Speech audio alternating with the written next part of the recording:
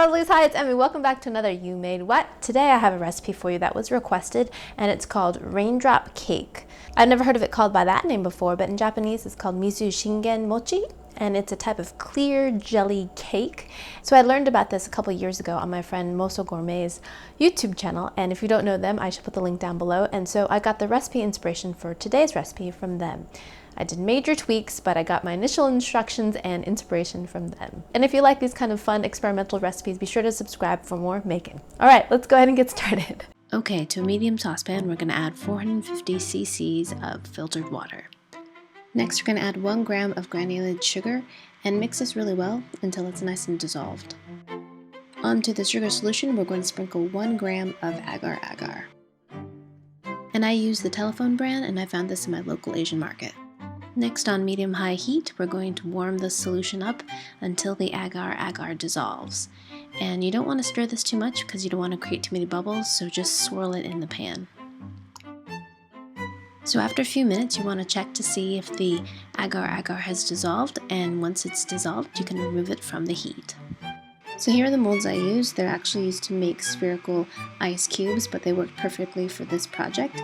Pour the mixture into your mold, and you can either use a sphere mold like I'm using here, or you can use these half spheres as well. Then place the molds into the refrigerator until the agar sets, and this time will depend on the size of your mold.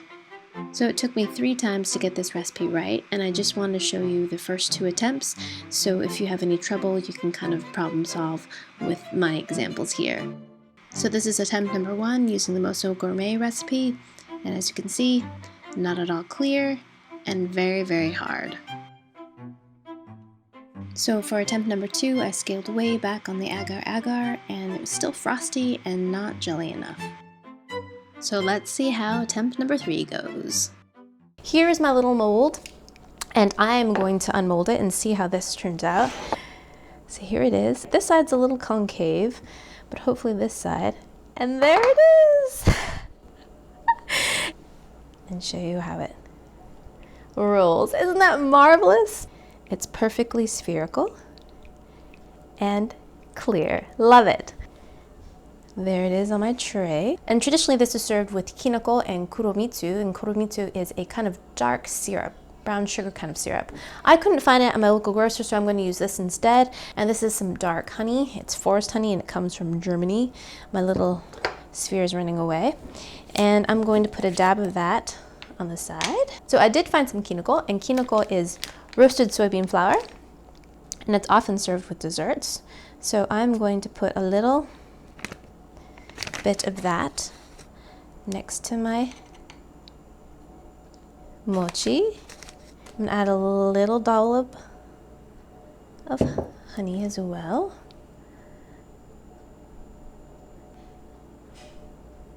There's that.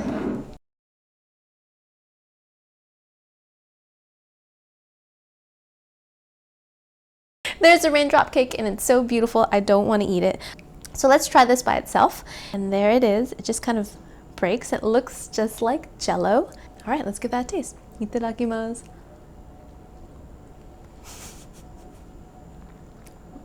And it tastes like water. I put a little bit of sugar in there, but it's practically undetectable. It has a really delightful texture to it. It's a very, very soft gelatin, unlike any kind of jello I've had before, and it tastes like water.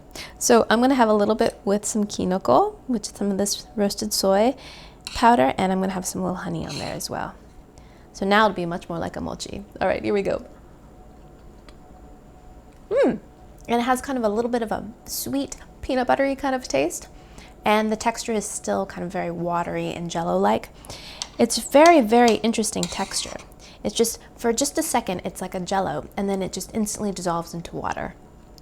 And in terms of desserts go, it's pretty bland. But a really fun novelty thing to make, and once you get the proportions and the recipe right, it's actually pretty simple to make as well.